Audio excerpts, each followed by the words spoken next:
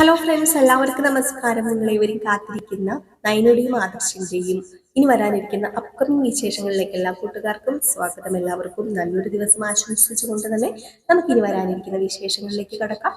അതിനുമുമ്പായിട്ട് ആരെങ്കിലും നമ്മുടെ ഈ ചാനൽ ആദ്യമായിട്ട് കാണുന്നുണ്ടെങ്കിൽ ഇതുവരെ സബ്സ്ക്രൈബ് ഒന്നും ചെയ്ത് വെച്ചിട്ടില്ല എങ്കിൽ തീർച്ചയായിട്ടും ഒന്ന് സബ്സ്ക്രൈബ് ചെയ്ത് വെച്ചോളൂ. അതിനോടൊപ്പം നമ്മുടെ വീഡിയോ ഇഷ്ടപ്പെടുകയാണെങ്കിൽ ഒരു ലൈക്ക് അടിച്ചിട്ടേ പോകാവുള്ളൂ. അപ്പം നമുക്ക് നേരെ അപ്കമിങ് വിശേഷങ്ങളിലേക്ക് കിടക്കാം. ഇന്നത്തെ ഫുൾ വിശേഷവും നാളത്തെ വിശേഷവും ഒക്കെ നമ്മൾ ഇടുന്നത് മെയിൻ ചാനലിലാണ്. ഇതിൽ നമ്മുടെ അപ്കമിങ് വിശേഷങ്ങൾ മാത്രമാണ് ഇടാറുള്ളത് കേട്ടോ. അപ്പൊ ഇന്നത്തെ ഫുൾ വിശേഷം രാവിലെ തന്നെ നമ്മൾ പോസ്റ്റ് ചെയ്തിട്ടുണ്ടായിരുന്നു. അത് നമ്മുടെ മെയിൻ ചാനലായ ജിൽ ചിന്നുവിൽ കിടപ്പുണ്ട്. അപ്പൊ നിങ്ങൾ പോയി നോക്കിക്കഴിഞ്ഞാൽ നിങ്ങൾക്ക് കാണാനായിട്ട് സാധിക്കും. അപ്പൊ നമ്മൾ ഇന്നലെ പറഞ്ഞതിന്റെ തുടർന്ന് ബാക്കി കഥ നമ്മൾ പറയാൻ പോവുകയാണ്. അങ്ങനെ നമ്മുടെ അനാമികയുടെ കള്ളത്തരങ്ങൾ ഓരോന്നായി പൊക്കിക്കൊണ്ടിരിക്കുന്നു. കള്ളത്തരങ്ങൾ കുറെ നാളായി പൊക്കാൻ തുടങ്ങിയിട്ട് ഏതായാലും മുത്തശ്ശൻ തന്നെയാണ് ഈ പ്രാവശ്യം വിളിച്ചിരിക്കുന്നത്. ആ ഒരു CI വിളിക്കുകയും അനാമിക ഒരു ഹണി ട്രാപ്പുകാരിയാണെന്നും അനാമിക നിരവധി പേരുടെ ജീവിതം തകർത്തിട്ടുണ്ട്, അതുകൊണ്ട് തന്നെ നിങ്ങളുടെ കൊച്ചുമകനുമായുള്ള ബന്ധം ഉപേക്ഷിക്കുന്നതാണ് നല്ലത് എന്നൊക്കെ പോലീസ് ആവശ്യപ്പെട്ടു. അതുകൊണ്ട് തന്നെ ഇനിയിപ്പം നാണക്കേട് വിചാരിച്ചു കൊണ്ടിരുന്നാല് അനന്തപുരി തറവാട്ടിന്റെ അസ്ഥികൂടം വരെ വാരി എടുത്തിട്ടേ നമ്മുടെ അനാമിക പോകത്തുള്ളൂ എന്ന് മൂർത്തിക്ക് നന്നായിട്ട് മനസ്സിലായി. അത് പ്രകാരം മൂർത്തി ആദർശനോട് പറഞ്ഞു, ഇതിനിടയിൽ നമ്മളിപ്പോ നടന്നുകൊണ്ടിരിക്കുന്ന ആ ഒരു സംഭവം ഉണ്ട് കേട്ടോ, അതായത് അനാമികയുടെ അവിഹിതം, ആ ഒരു അവിഹിതവും പൊക്കിയല്ലോ. അപ്പൊ ഇതെല്ലാം കൂടെ ആയി കഴിഞ്ഞപ്പോഴത്തേക്കും വല്ലാണ്ടങ്ങ് വേർക്കുന്നുണ്ട് നമ്മുടെ അനാമികയ്ക്ക് കുറച്ച് നാളും കൂടി അനന്തപുരി തറവാട്ടിൽ പിടിച്ചു നിന്നേ പറ്റൂ. പക്ഷേ ആ വീഡിയോസ് ഒക്കെ കാണിച്ചു കൊടുത്തപ്പോഴത്തേക്കും നമ്മുടെ അനാമികയ്ക്ക് വേറൊന്നും പറയാനില്ലാത്തത് കൊണ്ട് തന്നെ നിനക്ക് എന്തുമാകാം, നിനക്ക് നിന്റെ കാമുകിയുടെ കൂടെ കറങ്ങാം, നിന്റെ കാമുകിയുടെ കൂടെ നിനക്ക് എന്തും ചെയ്യാം, ഞാൻ ഇത് സഹികെട്ടിട്ടാണ് ചെയ്യുന്നത്. കാരണം എനിക്കും എന്തെങ്കിലും ഒരു വിനോദം വേണ്ടേ, എനിക്ക് എന്തെങ്കിലും ഒരു എന്റർടൈൻമെന്റ് വേണേ, എന്നെ ആരെങ്കിലും പുറത്തു കൊണ്ടുപോകണ്ടേ, എന്നെ ആരെങ്കിലും കറക്കാൻ കൊണ്ടുപോകണ്ടേ. ഒരു ഭർത്താവിന്റെ ധർമ്മങ്ങളൊന്നും നീ ചെയ്യുന്നില്ല. അതുകൊണ്ട് തന്നെ എന്റെ കൂട്ടുകാരനെ പോലെയോ ഒരു കാമുകനെ പോലെയോ ഒക്കെ ഞാൻ അവനെ സ്നേഹിച്ചു പോയി. അത് നിന്റെ തെറ്റാണ്. നീ എന്നെ സ്നേഹിച്ചിരുന്നെങ്കിൽ ഒരിക്കലും ഞാൻ നിന്നെ ഉപേക്ഷിച്ചിട്ട് അവന്റെ കൂടെ പോവില്ലായിരുന്നു എന്നൊക്കെ പറഞ്ഞു. അപ്പൊ ഇത് തന്നെയാണ് അനാമികയ്ക്കുള്ള ഒരു കച്ചിത്തുരുമ്പ്. അവൻ അങ്ങനെ പോയത് കൊണ്ടാണ് ഞാനും അങ്ങനെ പോയത്. ഇതൊക്കെ എവിടെയെങ്കിലും നടക്കുന്ന പരിപാടിയാണോ? അവൻ അങ്ങനെ പോയത് കൊണ്ടാണ് ഞാനും അങ്ങനെ പോയതെന്ന് പറഞ്ഞു കഴിഞ്ഞാൽ അംഗീകരിക്കോ ഏതൊരു കുടുംബവും. പക്ഷെ നമ്മുടെ അനന്തപുരി തറവാട്ടുകാർക്ക് അപ്പോഴും ബോധമില്ലെന്നുള്ളതാണ്. ജാനകിയും ജലജയും ഒക്കെ ഇതറിഞ്ഞു. ഇവര് പറയുന്നത് നീ ഒരുത്തൻ കാരണമാണ്, നീ നല്ലവനായിരുന്നുവെങ്കിൽ ഒരിക്കലും നിന്റെ ഭാര്യ പോവില്ലായിരുന്നു. അത് ശരിയായിരിക്കാം, എങ്കിലും അത് അങ്ങനെ നമുക്കൊരു പ്രശ്നമാക്കി ഒഴിവാക്കി വിടാൻ പറ്റുന്ന കാര്യമല്ലല്ലോ. ഒരു ഭർത്താവ് നിലവിലുള്ളപ്പോൾ വേറൊരുത്തിന്റെ കൂടെ കറങ്ങാൻ പോകുക എന്നൊക്കെ പറഞ്ഞു കഴിഞ്ഞിട്ടുണ്ടെങ്കിൽ അത് ഒരിക്കലും ആർക്കും അംഗീകരിക്കാൻ പറ്റാത്ത കാര്യം തന്നെയാണ്. ഏതായാലും ഇത് അംഗീകരിക്കാൻ നമ്മുടെ അനിക്ക് ഒരിക്കലും സാധ്യമല്ല. കാരണം നന്ദു ഉണ്ടല്ലോ. അപ്പൊ നന്ദു അവിടെ നിൽക്കുന്നിടത്തോളം കാലം, നന്ദു മനസ്സിലുള്ളിടത്തോളം കാലം അനാമിക ഒരു ചെറിയ തെറ്റ് ചെയ്താലും അതൊരു വലിയ തെറ്റായിട്ട് തന്നെ കാണും അനി എന്ന് പറയുന്നയാള്. അപ്പൊ നമ്മുടെ അനാമിക ആ കാമുകനോട് പോയി അടുത്ത പ്രാവശ്യം പോയിട്ടു. അവര് കണ്ടു, അവര് രണ്ടുപേരും മീറ്റ് ചെയ്തു. അപ്പോഴാണ് പറഞ്ഞത് ഇങ്ങനെയാണ് സംഭവങ്ങളൊക്കെ. എങ്ങനെയോ അനി അറിഞ്ഞു. അത് വീഡിയോയിൽ പകർത്തിയിട്ടുമുണ്ട്. അത് കാണിച്ചിട്ടൊന്നുമില്ല ആരെയും. പക്ഷെ ഇങ്ങനെ സംഭവം മൊത്തം അറിഞ്ഞിട്ടുണ്ട്. എൻ്റെ അച്ഛനും ഞാനും അമ്മയും ഒക്കെ എന്തൊക്കെയോ പറഞ്ഞാണ് പിടിച്ചു നിൽക്കുന്നത്. ഇനി എത്ര നാൾ എനിക്ക് അവിടെ പിടിച്ചു നിൽക്കാൻ പറ്റില്ല, എത്ര നാൾ എനിക്ക് അവിടെ പിടിച്ചു നിൽക്കാൻ പറ്റുമെന്ന് എനിക്കറിയില്ല. അതുകൊണ്ട് എന്തെങ്കിലും ഉടനെ ഒന്ന് ചെയ്തേ പറ്റൂ എന്ന്. അപ്പോഴേക്കും ആ കാമുകൻ പറയാ, ഏതായാലും നീ അനന്തപുരി തറവാട്ടിലല്ലേ ജീവിക്കുന്നത് ഇപ്പം, അതുകൊണ്ട് തന്നെ മൂർത്തീസ് ജ്വല്ലറിയിൽ ധൈര്യമായി കയറുവാനും അവിടെ പോയി കയറിയൊക്കെ ഇറങ്ങാനുമുള്ള എല്ലാ അവകാശങ്ങളും നിനക്കും ഉണ്ട്. അവിടെയുള്ള എല്ലാവർക്കും ഉള്ള അവകാശങ്ങൾ തന്നെ നിനക്കും ഉണ്ടല്ലോ. എങ്കിൽ പിന്നെ നമുക്കൊരു കാര്യം ചെയ്യാം. ഈ മൂർത്തീസ് ജ്വല്ലറിക്ക് കുറെ ബ്രാഞ്ചുകളുണ്ടല്ലോ. ഒരു 2 ബ്രാഞ്ചിൽ നിന്നും കുറേശ്ശെ അല്ലെങ്കിൽ ഒരു 3 ബ്രാഞ്ചിൽ നിന്നും കുറേശ്ശെ സ്വർണം എടുത്തു കഴിഞ്ഞിട്ടുണ്ടെങ്കിൽ അതാരും അറിയാനൊന്നും പോകുന്നില്ല. അതുമല്ല, CCTV കട്ടാക്കേണ്ടത് എങ്ങനെയാണെന്ന് നിന്നെ ഞാൻ പഠിപ്പിച്ചു തരാം. നീ അതുപോലെ CCTV കട്ടാക്കിയാൽ മതി. ആ ശരിയാ, നീ പറയുന്നത് ശരിയാ. ഈ ബുദ്ധി എനിക്കും എൻ്റെ അച്ഛനും ഒക്കെ നേരത്തെ തോന്നിയതായിരുന്നു. പക്ഷെ എൻ്റെ ജീവിതം എന്തായി തീരുമെന്ന് അറിയില്ലല്ലോ. അതോർത്തിട്ടായിരുന്നു അച്ഛനും അമ്മയ്ക്കും സങ്കടം. ഇനിയിപ്പം അവനെന്നെ ഉപേക്ഷിച്ചാലും നീ എന്നെ വിവാഹം കഴിക്കാൻ തയ്യാറാണല്ലോ, പിന്നെ എന്തിനാ ഞാൻ പേടിക്കുന്നത്? ഏതായാലും ഇതൊക്കെ ഒന്ന് മാറ്റി വെക്കണം. ഈ കൊള്ളയടിയും ഈ ഹണി ട്രാപ്പും അതുപോലെ അവിഹിതവും ഒക്കെ ഒന്ന് മാറ്റി വെച്ചിട്ട് എനിക്കൊന്ന് സ്വസ്ഥമാകണം. സ്വസ്ഥമായി ഒരാളെ വിവാഹം കഴിച്ച് സമാധാനമായിട്ട് ജീവിക്കണം. അതെന്തുകൊണ്ടും നീ തന്നെയാണ് നല്ലത്. എനിക്ക് നിന്നെ അത്രയ്ക്ക് ഇഷ്ടം. കാരണം അനിയോടുള്ള ആ ഒരു വൈരാഗ്യം എനിക്ക് കൂടി വരുംതോറും എന്നോടുള്ള സ്നേഹമാണ് എനിക്ക് തെളിഞ്ഞു വരുന്നത്. അതുകൊണ്ട് നീ പറയുന്നത് ശരിയാ. 3 ബ്രാഞ്ച് 3 ബ്രാഞ്ച് നോക്കി നടത്തുന്നത് തന്നെയാണ്. അവിടെ ചെല്ലുവാനുള്ള എല്ലാ അവകാശവും എനിക്കുണ്ട്. ഭർത്താവ് നോക്കി നടത്തുന്ന ആ ഒരു ജ്വല്ലറിയിൽ ഞാനും ചെന്നെന്നോർത്ത് പ്രശ്നമൊന്നുമില്ലല്ലോ. എന്നോട് അച്ഛൻ ഇത് പലതവണ പറഞ്ഞിട്ടുണ്ട്. പക്ഷേ അച്ഛന് ഇനി പൈസ ഒന്നും എടുത്തു കൊടുക്കാൻ എനിക്ക് പറ്റില്ല. കാരണം അച്ഛൻ കുറേ എന്നെ നിന്ന് ഊറ്റി ഊറ്റി എടുത്തു. എനിക്കൊരു 10-100 പവൻ തന്നു, അതും തിരിച്ചു കൊണ്ടുപോയി. അല്ലാതെയും അനന്തപുരി തറവാട്ടിൽ നിന്ന് തിരിച്ചെടുത്തു. നമുക്ക് ജീവിക്കണ്ടേ, നമുക്ക് ജീവിക്കാൻ എന്തെങ്കിലും വേണ്ടേ? അതുകൊണ്ട് അതുകൊണ്ട് ഞാനും ഓർക്കുക, നമുക്ക് നമുക്കിത് തന്നെ അങ്ങ് ചെയ്യാം. കൊള്ളയടിയെങ്കിൽ കൊള്ളയടി. ആ, കൊള്ളയടിച്ച് ഇതെന്റെ അവസാനത്തെ തട്ടിപ്പ് തന്നെ ആയിരിക്കും. ഇനി എനിക്ക് പറ്റില്ലടാ, നമുക്കിനി ജീവിക്കണം ഒരുമിച്ച് സന്തോഷത്തോടു കൂടി. അപ്പം ആ കാമുകനും പറയാ, അതെ, നമുക്ക് ഒരുമിച്ച് സന്തോഷത്തോടു കൂടി ജീവിക്കാം. പക്ഷെ ആ കാമുകൻ മനസ്സിൽ പറയുന്നുണ്ട് കേട്ടോ, നിന്നെ പോലെയുള്ള ഒരു വൃത്തികെട്ടവളുടെ കൂടെ ഒരുമിച്ച് സന്തോഷത്തോടു കൂടി ജീവിക്കുന്നതിലും നല്ലത് ഞാനങ്ങ് കെട്ടിത്തൂക്കി ചാകുന്നതാടി. പക്ഷെ നിന്റെ കൂടെ നിന്ന് കഴിഞ്ഞാൽ കുറച്ച് പൈസ തടയും. എന്റെ കല്യാണം കഴിഞ്ഞ വിവരം നീ അറിഞ്ഞില്ല. നീ ഇങ്ങനെ പലരെയും പറ്റിക്കുന്നുണ്ടല്ലോ, അതുപോലെ നിന്നെയും ഞാനങ്ങ് പറ്റിച്ചു. അത്ര മാത്രമേ ഉള്ളൂ. ആ, അതിന് ദൈവം എനിക്ക് വലിയ ശിക്ഷയൊന്നും തരാൻ പോകുന്നില്ല. നീ പറ്റിച്ചോണ്ടിരിക്കുമ്പോ നിന്നെ ഞാൻ പറ്റിച്ചു. അപ്പൊ ദൈവം എനിക്കെന്ത് ശിക്ഷ തരാനാ? നിനക്കുള്ള ശിക്ഷയാണ് ദൈവം എന്നെ പറഞ്ഞയച്ചത്. അതുകൊണ്ട് നീ കൊള്ളയടിക്കും, ഞാൻ ആ സ്വർണവും കൊണ്ട് മുങ്ങും, ലാസ്റ്റ് നീ പോലീസ് പിടിയിലാകും. ഇത് തന്നെയാണ് എന്റെ ലക്ഷ്യം എന്നൊക്കെ പറയുന്നുണ്ട് കേട്ടോ. മനസ്സിൽ ഇങ്ങനെ വിചാരിക്കുന്നുണ്ട്. നമ്മുടെ അനാമികനെ തട്ടിക്കാൻ വേണ്ടി തന്നെയാണ് ആ പുള്ളിക്കാരൻ തീരുമാനിച്ചിരിക്കുന്നത്. അപ്പം അങ്ങനെ അനാമികയുടെ കയ്യിൽ വരുന്ന സ്വർണം മുഴുവനും എടുത്തടിച്ചു മാറ്റിക്കൊണ്ട് മുങ്ങുക എന്നത് മാത്രമാണ് നമ്മുടെ അനാമികയുടെ കാമുകന്റെ ലക്ഷ്യം.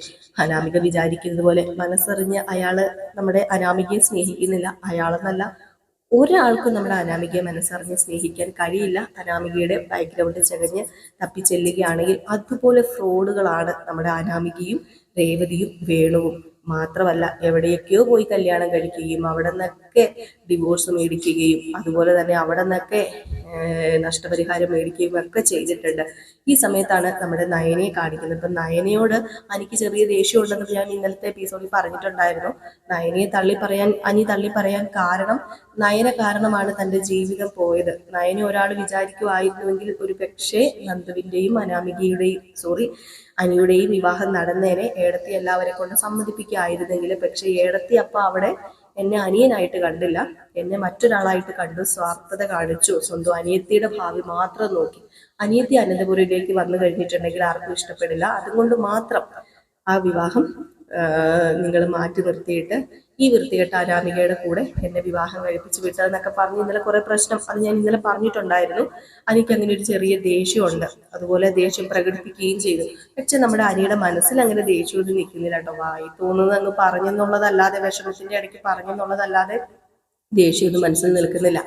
അങ്ങനെ നമ്മുടെ നയന ഇങ്ങനെ ഇരിക്കുമ്പോഴേക്കും പെട്ടെന്ന് ആദർശ് വരിക. ആദർശ് ചോദിക്കുക, നയന നിനക്ക് എന്താ പറ്റിയത്?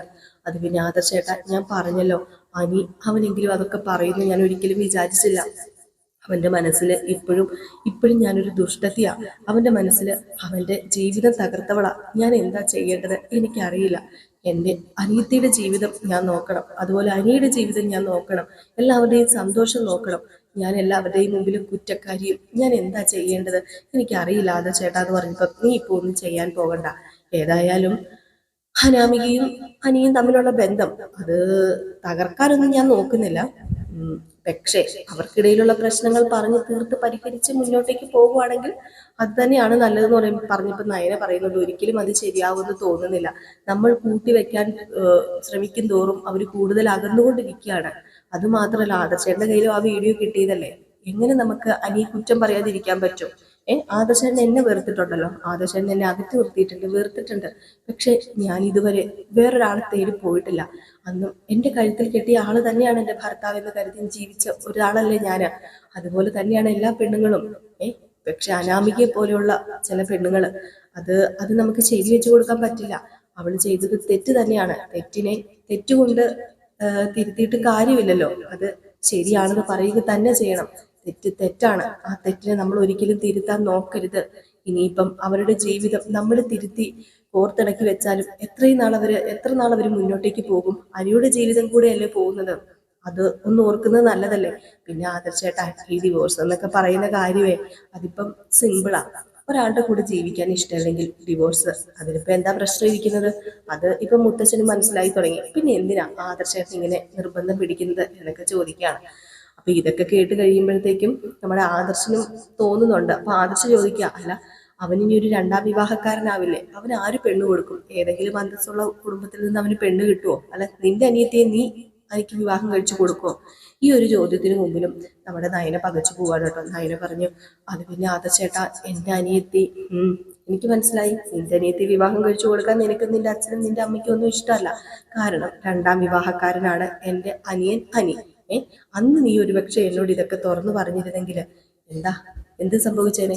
അനിയും നന്ദുവും ഇപ്പൊ സുഖമായിട്ട് ജീവിച്ചേനെ. അപ്പൊ അനി പറയുന്നതിൽ തെറ്റുണ്ടോ? അനി നിന്നെ കുറ്റപ്പെടുത്തുന്നതിൽ തെറ്റുണ്ടോ? അവന്റെ ജീവിതമാണല്ലോ. ഇപ്പൊ എനിക്കിങ്ങനെ തോന്നിയെങ്കിൽ അവൻ എത്രത്തോളം അവന്റെ മനസ്സിൽ തോന്നിക്കാടും. അതുകൊണ്ടാണ് അവൻ നിന്നോട് ഇങ്ങനെയൊക്കെ പറഞ്ഞത്. അത് നീ അങ്ങ് വിട്ടുകളാ എന്നൊക്കെ പറഞ്ഞിങ്ങനെ നമ്മുടെ ആദർശ് മനസ്സിലാക്കിപ്പിക്കുന്നുണ്ട് കേട്ടോ. ഇതിനിടയിൽ അനി വന്നു കഴിഞ്ഞപ്പോഴത്തേക്കും നമ്മുടെ നയനയുടെ മുഖമൊക്കെ കണ്ടപ്പോൾ ചെറിയൊരു വിഷമമൊക്കെ തോന്നിട്ട് അനി ചോദിച്ചു, എന്ത് പറ്റി ഏടത്തി? ഞാൻ രാവിലെ പറഞ്ഞത് ഏടത്തിക്ക് വിഷമം ഉണ്ടാക്കിയെന്ന് എനിക്കറിയാം, പക്ഷേ എനിക്കറിയില്ല, എനിക്ക് ദേഷ്യം വന്നപ്പോൾ ഞാൻ എന്തൊക്കെയോ പറഞ്ഞു. ഏടത്തി എന്നോട് ക്ഷമിക്കണം. എനിക്കറിയാം ഏടത്തിയുടെ മനസ്സ് എന്താണെന്നൊക്കെ. ഏടത്തി ഇവിടെ എങ്ങനെയാ ജീവിച്ചതും എന്നും എനിക്കറിയാം. അന്ന് എൻ്റെ കല്യാണം നടന്ന സമയത്ത് ഇവിടെ ആർക്കും ഏടത്തിനെ ഇഷ്ടമല്ലായിരുന്നു. ആദർശേട്ടനും അതുപോലെ മുത്തശ്ശനും മുത്തശ്ശിക്കും എനിക്കും ഒക്കെ ഒഴിച്ച് ബാക്കി ആരും ഏടത്തിനെ സപ്പോർട്ട് ചെയ്തിരുന്നില്ല. അപ്പൊ സ്വന്തം അനിയത്തിനെ ഇങ്ങോട്ടേക്ക് വിടാന് ഏടത്തി തയ്യാറാവില്ല. അത് സ്വാർത്ഥതയോ എന്തോ ആയിക്കോട്ടെ, പക്ഷെ ഒരു തോന്നലിൽ ഞാൻ അങ്ങനെ പറഞ്ഞു പോയതാ. ഏതായാലും ഞാൻ ഒന്ന് തീരുമാനിച്ചു, ഇനി ആരും അവളെ എൻ്റെ തലയിൽ കെട്ടിവെക്കാൻ നോക്കരുത്. ഞാൻ ഡിവോഴ്സുമായിട്ട് മുന്നോട്ടേക്ക് പോകാൻ തന്നെയാണ് തീരുമാനിച്ചിരിക്കുന്നത്. ഡിവോഴ്സ് കിട്ടിയിട്ട് എത്ര നഷ്ടപരിഹാരം വേണമെങ്കിലും ഞാൻ നമുക്ക് കൊടുക്കാം. അവൾ എൻ്റെ തലയിൽ നിന്നൊന്ന് ഒഴിഞ്ഞാൽ മതി എന്നൊക്കെ പറയുന്നുണ്ട്. അപ്പൊ ഇത് കേട്ടോണ്ട് മുത്തശ്ശൻ വന്നിട്ട് പറയാ, നിർത്തടാ നീ, നഷ്ടപരിഹാരം ആർക്കാ നഷ്ടപരിഹാരം കൊടുക്കേണ്ടത്? മിണ്ടിപ്പോകരുത് നീ. എന്ത് നഷ്ടപരിഹാരം? നിന്റെ ജീവിതം തുലച്ചതിന് അവൾ ഇങ്ങോട്ടാണ് നഷ്ടപരിഹാരം തരേണ്ടത്. കേട്ടത് നമ്മുടെ ആദർശം നയനും ഇങ്ങനെ ഞെട്ടി നിൽക്കുകയാണ് കേട്ടോ. അപ്പൊ ഇതിന്റെ ബാക്കി കഥയുമായിട്ട് ഞാൻ നാളെ നിങ്ങളുടെ മുമ്പിൽ എത്തുന്നതായിരിക്കും. അപ്പൊ നമ്മളിപ്പം പറഞ്ഞിരിക്കുന്നത് നാളത്തെ വിശേഷമോ ഇന്നത്തെ വിശേഷമോ അല്ല, ഇനി വരാനിരിക്കുന്ന കുറച്ച് ദിവസങ്ങൾ കഴിഞ്ഞുള്ള വിശേഷങ്ങളാണ് കേട്ടോ. ഇത് നമ്മൾ തുടർന്ന് അങ്ങ് പോവുകയാണ് ചെയ്യുന്നത്. അപ്പൊ സ്ഥിരം കേൾക്കുന്നവർക്ക് അറിയായിരിക്കാം. അപ്പൊ ആരും തെറ്റിദ്ധരിക്കരുത്. കുറെ പേര് കമന്റ്സിലൂടെയൊക്കെ പറയുന്നുണ്ട്. അപ്പൊ അതുകൊണ്ടാണ് ഞാൻ പറഞ്ഞത്, ഇത് ഇന്നത്തെയും നാളത്തെയും വിശേഷം അല്ല, അത് നമ്മുടെ മെയിൻ ചാനൽ ജിജിൽ ചിന്നുവിലാണ് പോസ്റ്റ് ചെയ്യുന്നത്. ഇത് വരാനിരിക്കുന്ന വിശേഷം, അപ്കമിങ് വിശേഷം, അത് ഞാൻ എടുത്ത് പറയുന്നുണ്ട് കേട്ടോ. അപ്പോൾ എല്ലാവരും കാത്തിരിക്കുക. നമ്മളിതിൽ അപ്കമിങ് വിശേഷങ്ങൾ മാത്രമാണ് ഇപ്പോൾ പോസ്റ്റ് ചെയ്യുന്നത്. പിന്നെ നമ്മുടെ ഗോമതിയുടെയും ബാലൻ്റെയും പ്രമോ വിശേഷവും ഫുൾ വിശേഷവും ഒക്കെ നമ്മൾ ഇട്ടിരുന്നു. അപ്പോൾ ഇന്ന് നമ്മൾ ഫുൾ വിശേഷം ഇട്ടിരുന്നില്ല, പക്ഷേ നമ്മൾ വൈകിട്ട് പ്രമോ വിശേഷം ഇടുന്നതായിരിക്കും കേട്ടോ. ഇന്ന് ഫുൾ വിശേഷം ഇടാതിരുന്നത് ഞാൻ മെയിൻ ചാനലിൽ പറഞ്ഞിട്ടുണ്ടായിരുന്നു. ഞങ്ങൾ ഇന്നലെ നമ്മുടെ പുതിയ പടമായ തുടരെന്ന് പറയുന്നൊരു സിനിമയുണ്ടല്ലോ, അത് കാണാൻ പോയിരുന്നു കേട്ടോ. സത്യമായിട്ട് 1 മണിയൊക്കെ ആയി കഴിഞ്ഞ് വന്നപ്പോൾ. അപ്പോൾ രാവിലെ എണീക്കാൻ കുറച്ച് ലേറ്റ് ആയിപ്പോയി. അതിനിടയ്ക്ക് ഹസ്ബൻഡിൻ്റെ വർക്കിന് പോകണം. അപ്പോൾ അതിൻ്റെ രാവിലെ കാപ്പി ഉണ്ടാക്കുന്ന കാര്യങ്ങളൊക്കെ ചെയ്യണം. അതിൻ്റെ ഇടയിലാണ് ഞാൻ ഈ വീഡിയോസൊക്കെ ഇടുന്നത് രാവിലെ എണീറ്റ്. അപ്പം ആ ഒരു സമയം കിട്ടിയില്ല എനിക്ക്. നയനയുടെയും ആദർശിൻ്റെയും കഥയും രേവതിയുടെയും സച്ചിയുടെയും കഥയും പിന്നെ നമ്മുടെ ഗൗതമിൻ്റെയും നന്ദിയുടെയും കഥയും ഞാൻ ചെയ്തിരുന്നു. ബാക്കി സമയം എനിക്ക് ഉണ്ടായിരുന്നില്ല. പിന്നെ ഞാൻ ജോലിയൊക്കെ തീർത്ത് വന്നു കഴിഞ്ഞപ്പോഴത്തേക്കും ഇപ്പം 10-11 മണിയായി. അപ്പം ഇതിടണം. ഇനിയിപ്പം നമ്മുടെ അടുത്ത രേവതിയുടെയും സച്ചിയുടെയും നാളത്തെ പ്രമോ വിശേഷം നമ്മുടെ മെയിൻ ചാനലിൽ ഇടണം. അതിനിടയ്ക്ക് ഗൗതമിൻ്റെയും നന്ദിയുടെയും നാളത്തെ കഥ ഇടണം. അപ്പം ഇതൊക്കെ ആകുന്നത് കൊണ്ട് തിരക്കാണ്, സമയം കിട്ടുന്നില്ല. അതാട്ടോ ഞാൻ ഇടാതിരുന്നത്. അപ്പം നാളെ ഏതായാലും നമ്മൾ ഇടുന്നതായിരിക്കും. ഇന്ന് വൈകിട്ട് ഉറപ്പായിട്ടും നമ്മുടെ ഗോമതിയുടെയും ബാലൻ്റെയും പ്രമോ വിശേഷം ഇടും കേട്ടോ. പിന്നെ ആ ഒരു എന്നതാ നമ്മുടെ ഗോമതിയുടെ അല്ലല്ലോ, മീനാക്ഷിയുടെ ആ ഒരു പേപ്പറൊക്കെ തിരിച്ച് കിട്ടിയിട്ടുണ്ട്. ആ പേപ്പറൊക്കെ തിരിച്ച് കിട്ടും. ഏതായാലും അതൊക്കെ ഞാൻ ഇതിൽ ഞാൻ പറയുന്നില്ല കേട്ടോ. ഏതായാലും ഇത് നമ്മുടെ അപ്കമിങ് വിശേഷങ്ങൾ മാത്രമാണ്, നയനുടെയും ആദർശിൻ്റെയും. അപ്പോൾ കഥ ഇഷ്ടപ്പെട്ടെങ്കിൽ തീർച്ചയായിട്ടും ഒരു ലൈക്ക് അടിച്ചിട്ട് പോകാൻ മറക്കരുത്. അപ്പോൾ ടാറ്റ, ബൈ ബൈ.